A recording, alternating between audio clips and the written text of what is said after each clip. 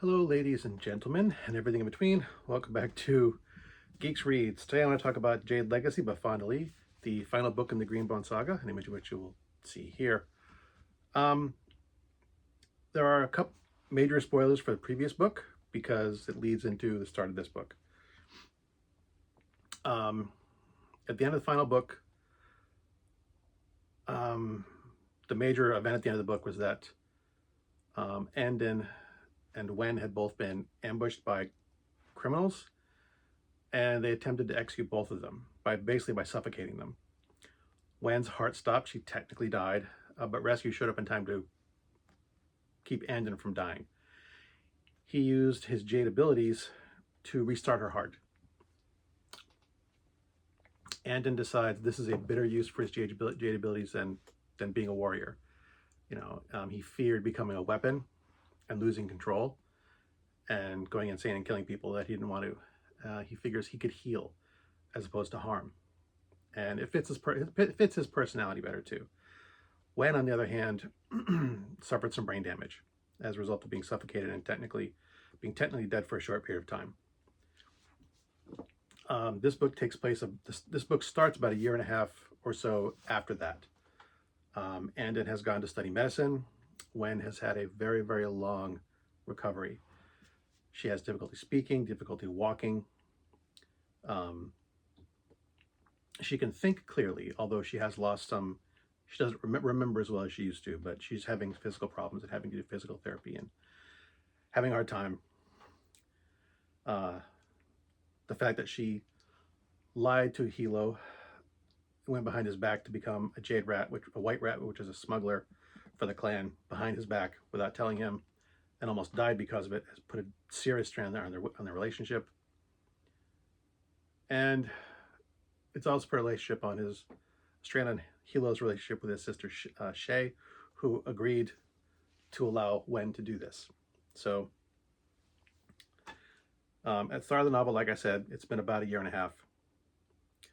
The Mountain Clan is still trying to undermine the No Peak Clan in various subtle and not so subtle ways. Andin is studying medicine. Wen is dealing with recovery.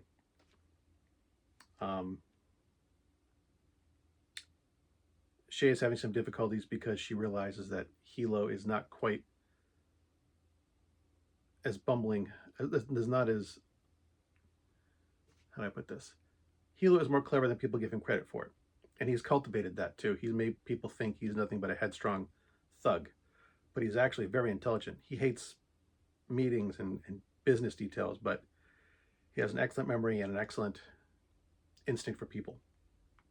So he is catching on things that Shay is missing, which is frustrating Shay, since she is supposed to be the clan's weatherman and keep him informed of details that he is finding out on his own and Shay is missing. And that's pretty much all I'm going to say for this story. This is over 700 pages long. And I find it very difficult to summarize. Because the first book, Jade City, takes place over about a 6-month period. The second book, is it Jade War? Yes. Second book, Jade War, takes place over about 4 or 5 years. And a lot happens in that book that is relevant in this book. This book takes place over 20 years. Basically, you'll get 2 or 3 chapters that are consecutive in time, and then it will jump.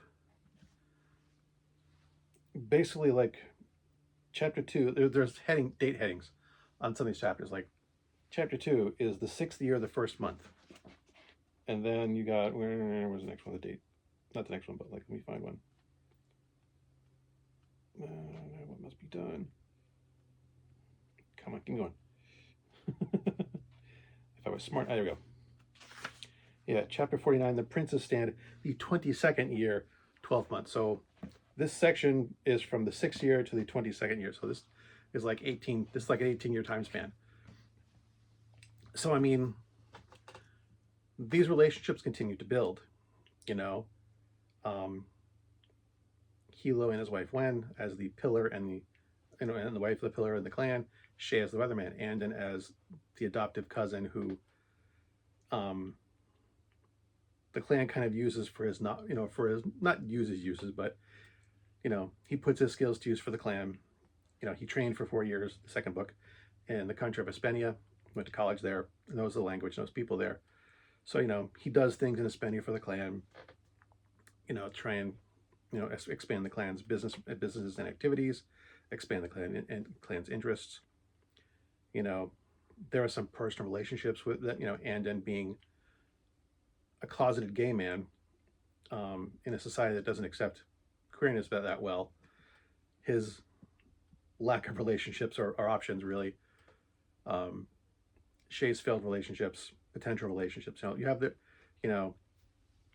people that surround the Call family, of the No Peak clan, the ongoing war with the Mountain Clan and the Mountain Clan's pillar, Aitmato. Who's going to be her successor? Who is her pillar? Who is her weatherman? Who is her horn? Who is the chief, the leader of the military side of the clan? These two people clashing. The Hilo or Shay figuring out, oh, Aitmato has been doing this thing underhanded thing, trying to destroy us from over here. We have to try and figure that out and stop her from doing that. And then there's the country of Hispania. Their government is trying to, they're allied with the island that this all takes place on, the Isle of Kekon, and they're allied with the Nopi clan, but their own interests. They want to be allied with the country because of the magical jade that they give to their military. They call it a slow war, but it's basically the Cold War. Espenia and Yucatan are in constant Cold War, slow war, vying for world supremacy, using Kekon as as a proxy. Excuse me.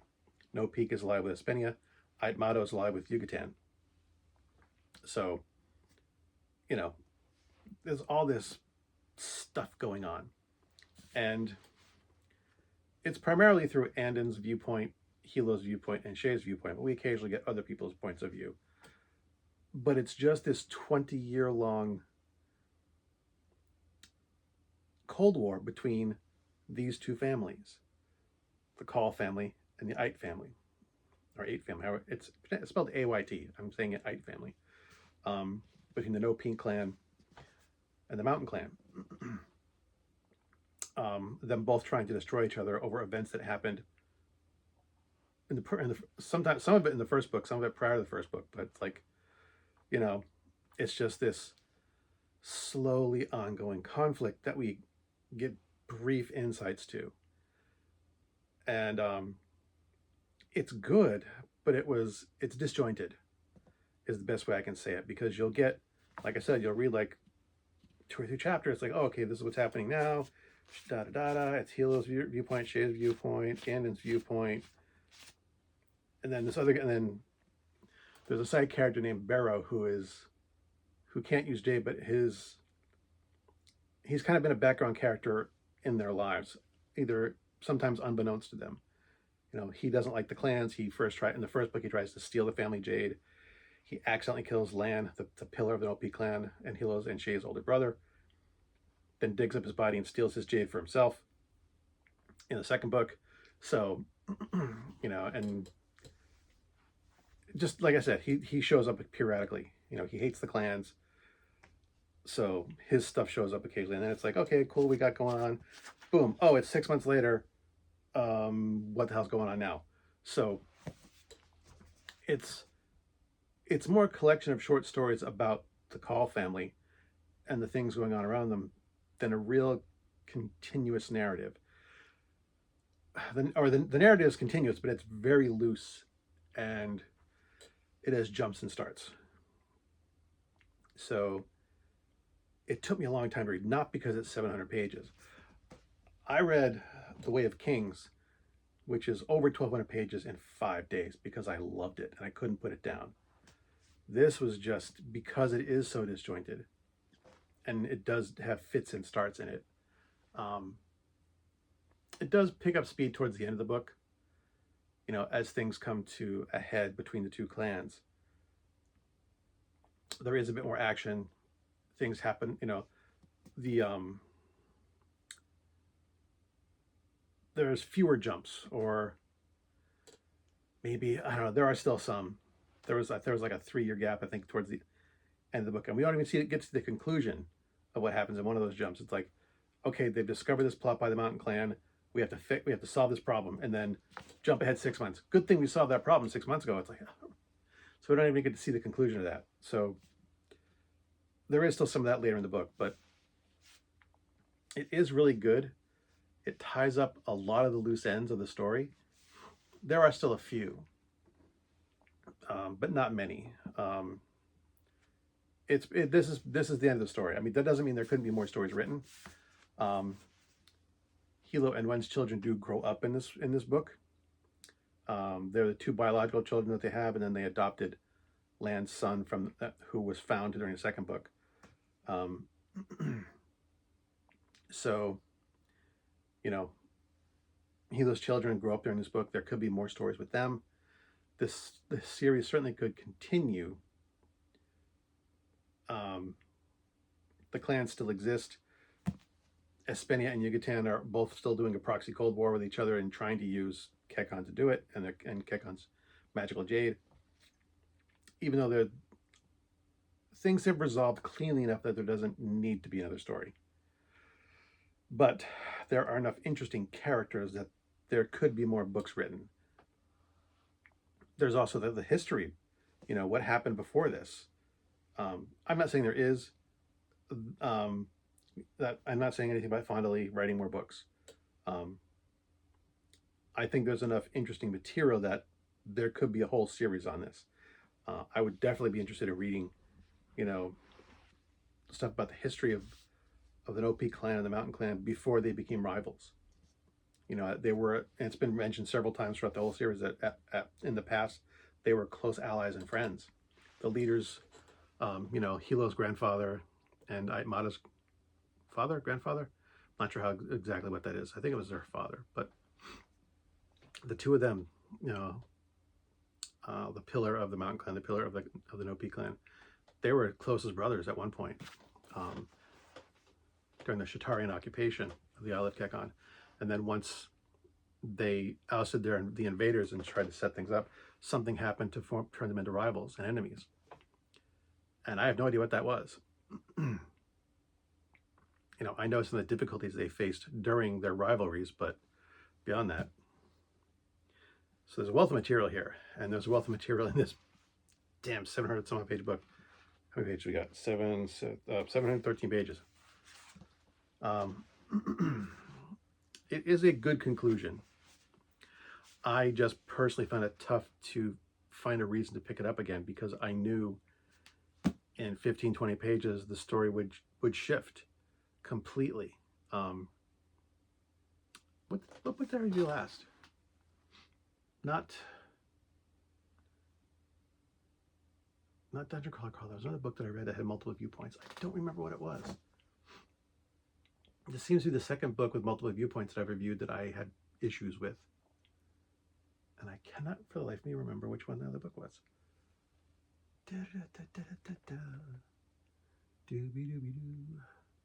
Oh well, I guess it's not important. And if I was better at this, I would have had more notes. Anywho, that's my rambling take on this. It's not much of a review because, like I said, it bounces around too much to really give a summary beyond what I've already given.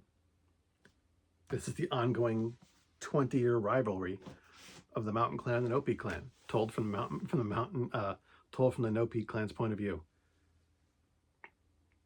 I don't know if I was told there was another book written from Aitmata's point of view. That would be interesting. I would read that.